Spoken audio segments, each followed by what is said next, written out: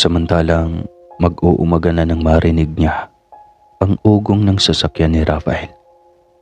Agad siyang lumabas ng bahay at sinalubong ito. Nagulat pa si Rafael nang makita siyang palabas ng pintuan. "Oh, bakit gising ka pa?" Gulat na tanong ni Rafael. Namilog ang mga mata ni Rosinda sa gulat nang magtama ang kanilang mga mata. Hindi niya sukat akalaing ganon ito kabilis nakababa ng sasakyan. At halos nasa harapan niya ito ng pintuan. "Nag-aalala kasi ako sa iyo," ang tanging sagot niya. "Sanay na ako sa trabaho ko, pero salamat sa pag-aalala. Kumain ka na ba?"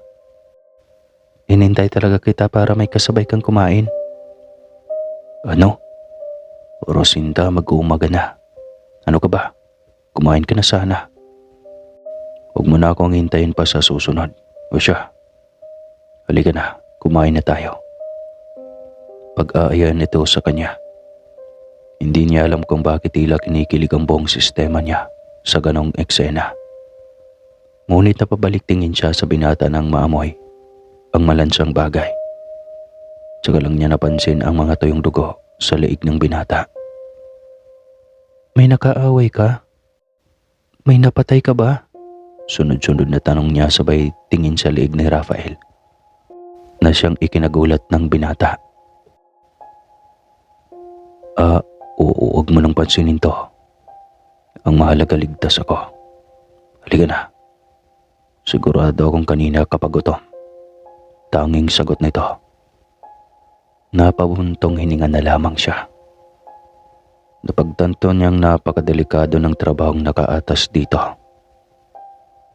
"Huwag ka nang mag-alala pa sa akin, Rosinda. Ganito talaga dahil isa akong detective. May mga makakaaway talaga ako sa larangang ito, lalo na ang mga sindikato. Pero sinisiguro kong lagi na magiging ligtas lagi ang buhay ko.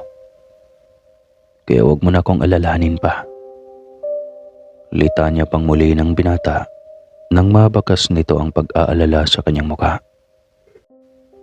Napatango na lang din siya at ngumiti ng tipid.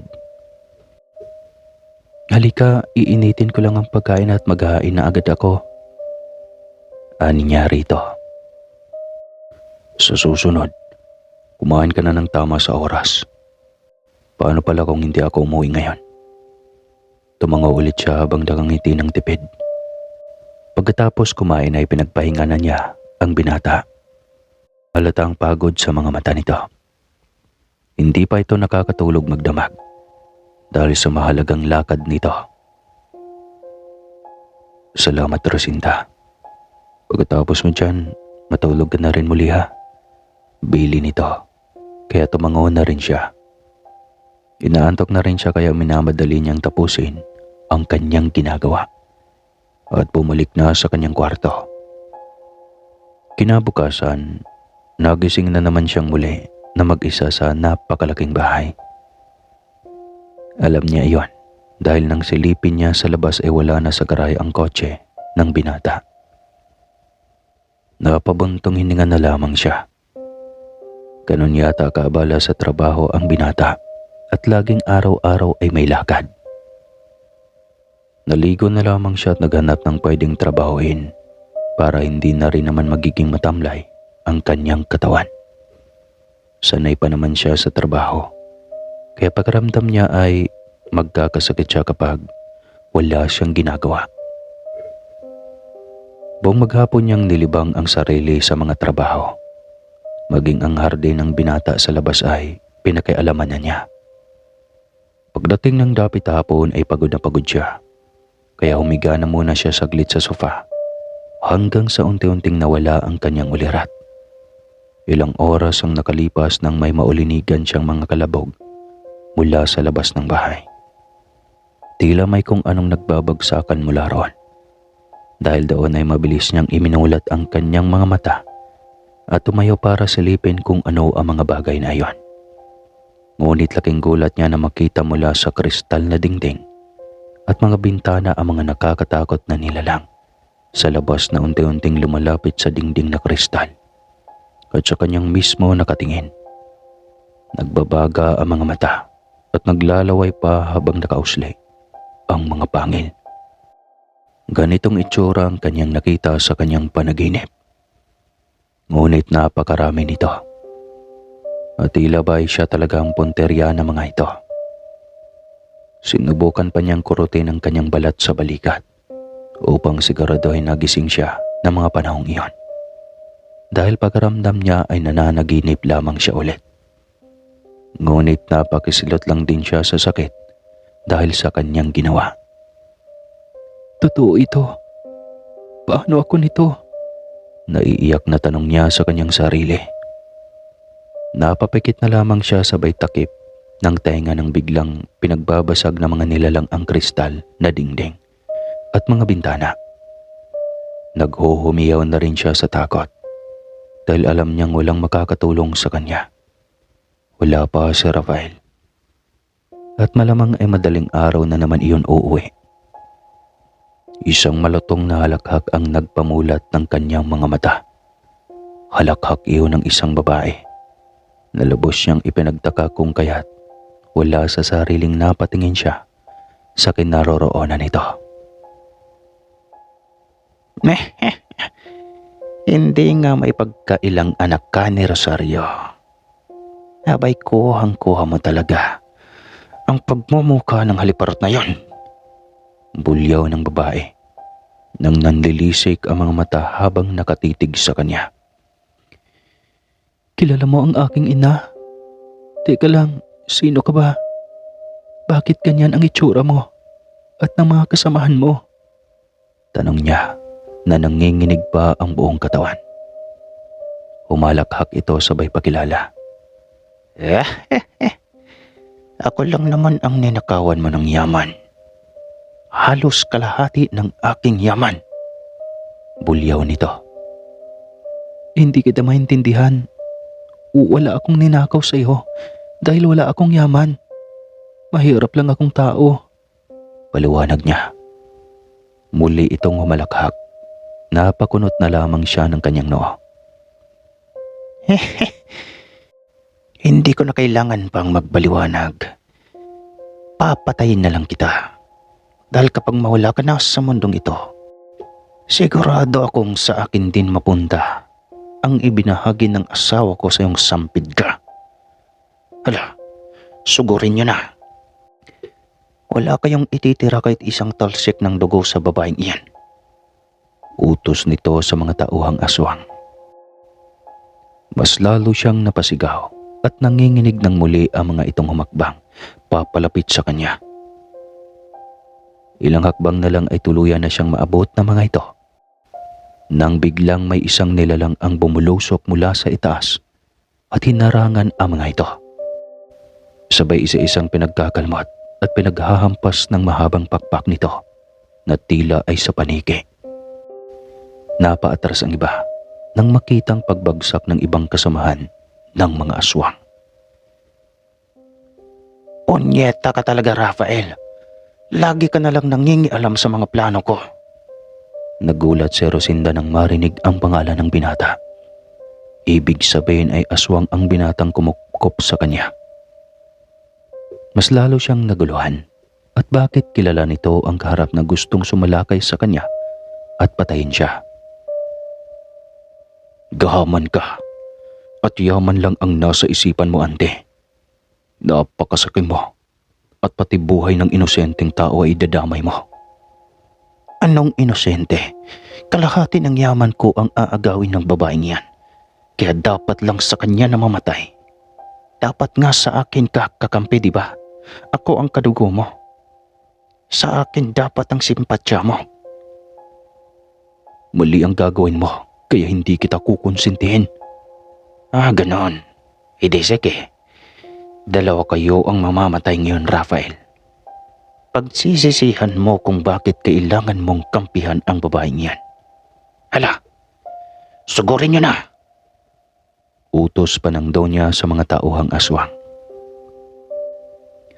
Walang pag-alinlangang nilabanan ni Rafael ang lahat ng mga lumalapit sa kanila.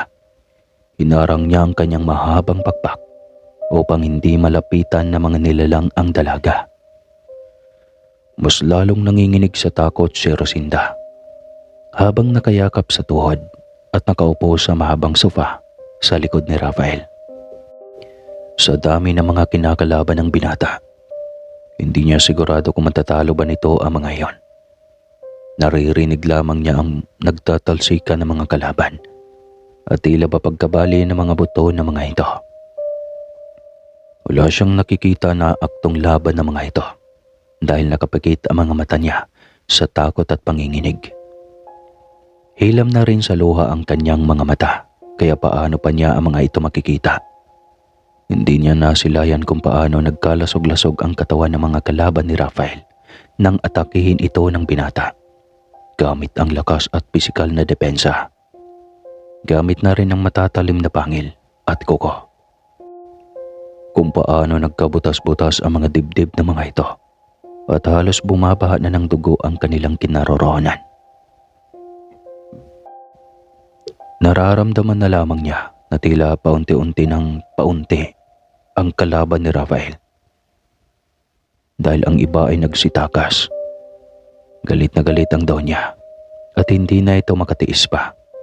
Sinugod nito sa Rafael at pinaghahampas gamit ang mahabang pakpak at mga kuko. Ngunit hindi maipagkailang matanda na ito at kulang sa pisikal na lakas kumpara sa binata, kaya nahihirapan itong makaiskor sa binata. Bawat sugod nito ay tanging paghiyaw lamang ang nagagawa dahil bawat depensa ni Rafael na pagkalmot ay bumabaon sa katawan ng matandang Donya. Tuluyan nang nawala ang awa at respeto ni Rafael sa matandang Donya, kapatid ng kanyang magulang. Matagal na rin niyang kinikimkim ang galit dito dahil sa pagiging kahaman nito sa yaman. Minsan na rin itong inangkin ang yaman na dapat ay sa ama ni Rafael. Sadyang hindi lang nakokontento sa napakaraming yaman hawak nito ang kanyang tiyahin. At hindi maintindihan ng binata kung bakit ganito ito kagahaman. Ang kanyang ama ay nagiging milyonaryo sa sariling pagsisikap at hindi sa panginimkim. Kaya nagtataka siya kung bakit ang layo ng ugali ng kanyang tiyahin at ng kanyang ama. Nang tuluyan na itong nangihina ay ito na ang nagkusang sumuko at nagmakaawa. Sumusuka na rin ito ng dugo. Bibigyan pa kita ng pag-asang mabuhay, ante. Subalit oras na pagtangkahan mo ulit ang buhay ni Rosinda. Hindi na ako mag-aalinlangang patayin ka sa susunod nating laban. Bilin niya rito. Hinayaan niya itong tumakas at ang tuluyan na itong makalayo. Ay tsaka lang hinarap ni Rafael si Rosinda. Mabilis ang mga hakbang nito palapit kay Rosinda nang makitang nanginginig sa takot ang dalaga. Agad itong niyakap si Rosinda. Ngunit naghuhumayaw pa ito lalo sa takot. Rosinda, ako ito. Huwag kang matakot dahil hindi kita sasaktan. Pag-aalo nito sa kanya. Tsaka lang inaangat na Rosinda ang ulo at binuksan ang hilang pa rin sa luhang mga mata. Huwag ka nang matakot hanggat nandito ako. Ako lang ang pro-protekta lagi sa'yo. Pangako yan. Uwi ka nito sabay buhat sa kanya.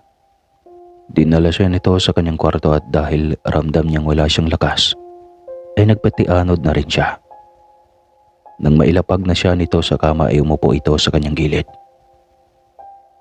Rafael, tawag niya rito. Lumingon ito sa kanya na halatang pagod na pagod. Alam ko na yang nasa isip mo at uunahan na kita. Umpisa ng binata. Aswang ang aming angkan, Rosinda. At sana wag mo akong katakutan, kagaya ng pagkatakot mo sa kanila. Oo, at tiyahin ko si Doña Elena. Pero malayong malayo ang ugali niya sa ugali ng aking papa. At hindi kami kasing halimaw niya. At ikaw, kaya kanya hinahabol dahil sa yaman. Yaman? Hindi ko rin maintindihan ang pinagsasabi niya, Rafael. Dahil wala naman akong yaman na gaya ng sinasabi niya. At saka bakit kilala niya ang aking ina? dahil ang ina mong si Rosario, ang lihim na kinuhang surrogate ng asawa ni Ante. Ayon, nang magbunga at napagtanto yata ng iyong ina na hindi nito kayang mawalay ka sa kanya, ay itinakas kanya. Ang buong akala ni Ante ay hinayaan lamang iyon ng kanyang asawa. Ang hindi nito alam ay pinahanap kayo. At nang matagpuan ay lihim na inalam ang buo mong pangalan. Maging ang suporta ay lihim na pinapaabot na tanging lola mo lamang ang nakakaalam. Ayaw ni Uncle na malaman mo na siya ang iyong ama. Dahil na rin malamang sa asawa niyang gahaman. Kaya malayo pa lang at masigla pa lang si Uncle ay naipagawa na niya ang last will niya at testament sa abogado niya. Nang walang kaalam-alam si Ante. Kaya ka ngayon hinahabol ni Ante dahil sa last will na yan. Gusto niyang patayin ka dahil ayaw niyang may kahati sa yaman. Mahabang kwento ni Rafael. Kinalabutan si Rosinda sa kanyang narinig. Tila kahirap ma-absorb iyon sa kanyang utak.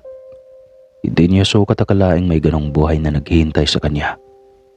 Naging emosyonal na siya at maraming tanong sa kanyang isipan. Bakit hindi siya nagpakilala sa akin? Sana nayakap ko man lang siya kahit isang beses at nakilala ng personal. Sambit niya nang umiiyak pa rin. Ay, sa totoo lang, hindi ko alam ang rason ng iyong ama. Ngunit ang mahalaga ay alam mo kung bakit may mga masasamang nilalang na naghahabol sa iyo. Salamat, Rafael. Pero bakit mo ako tinutulungan? Kung tutuusin ay kakampi ka dapat ng tiyahin mo dahil kadugo kayo. Kahit kailan, hindi ako magiging kakampi ng kamalian, Rosinda. Lagi mong tandaan iyan. Napangiti si Rosinda sa binata. Hanga siya sa ipinakitang kabutihan nito. Subalit kalahati ng kanyang isipan ay tila nandiri pa at nais ilayo ang sarili sa binata. Lalo na at alam niyang aswang ito. Maraming bali-balitang aswang sa kanilang probinsya, subalit hindi niya lubos akalaing sa lungsod at sa isang malaking mansyon niya masisilayan ang aktwal na mukha at anyo ng isang aswang. Na tila ba ay kay hirap pa rin kumbinsihin ng kanyang sarili na totoong pangyayari iyon. Pagkaramdam niya ay nasa mahabang panaginip pa rin siya at hindi pa nagising. Rosinda, ngayon na alam mo nang may nakatago akong katauhan, gustuhin mo pa rin bang tumira sa pamamahay ko?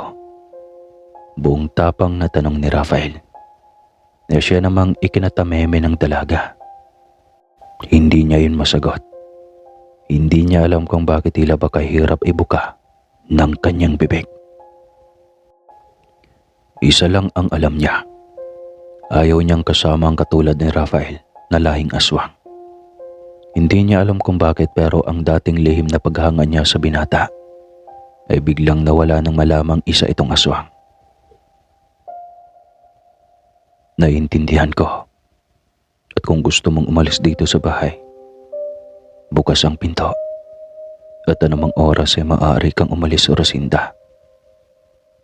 Alam ko naman na bukod sa nakakatakot ang katauhan ko, ay sobrang nakakapangdiri rin. At hindi kita masisisi doon. Lagi mo lang tatandaan na kahit wala ka na sa poder ko, asahan mong lagi akong nakabantay at nakaprotekta sa iyo. Anumang oras kung gusto mong umalis dito, ay makakaalis ka na, Rosinda. Mahabang litanya nito bago tuluyang lumabas ng kanyang kwarto. Baka sa mukha nito ang tila ba nasasaktan, subalit hindi niya ito kayang titigan ng matagal. Wala rin siyang lakas ng loob para prangkang sabihin na tila nandiri siya at takot sa katauhan ng binata. Tuluyan na siyang tinilikuran ni Rafael. Umalis ito sa kanyang kwarto. Marahil ay magpapahinga na rin dahil sa sobrang pagod na pagod ito. Alagdaga siya ng tuluyan na itong nawala sa kanyang paningin. Nakokonsensya siya at tila napaka-ingrata niyang babae. Hindi man lang siya nagpasalamat matapos siyang tulungan nito. Sana man lang nagboluntaryo man lang siya na gamutin ang mga sugat nito matapos makipaglaban upang depensahan siya mula sa kamay ng napakaraming aswang. Subalit tila hindi rin niya kayang gawin iyon. Napabuntong hininga na lamang siya sa sobrang gulo ng kanyang isipan. Isang desisyon ang pumasok sa kanyang isipan bago tuluyang nakaidlip muli dahil sa pagod. Iyon ay ang lisanin ang teritoryo ni Rafael. Siguro kapag nawala na siya sa poder ng binata, ay hindi na rin siya susundan at mapapahamak pa sa tiyahin itong mukhang pera. Wala siyang pakialam kung gaano man kalaking yaman ang binilin sa kanya ng kanyang totoong ama. Hindi siya interesado sa pera. Nabubuhay siya noon pa man ng simple. Kaya hindi niya kakailanganin ang yaman na yon. Bitin. Pag-comment nga ako kung gusto niyong isunod agad yung part 4. Salamat.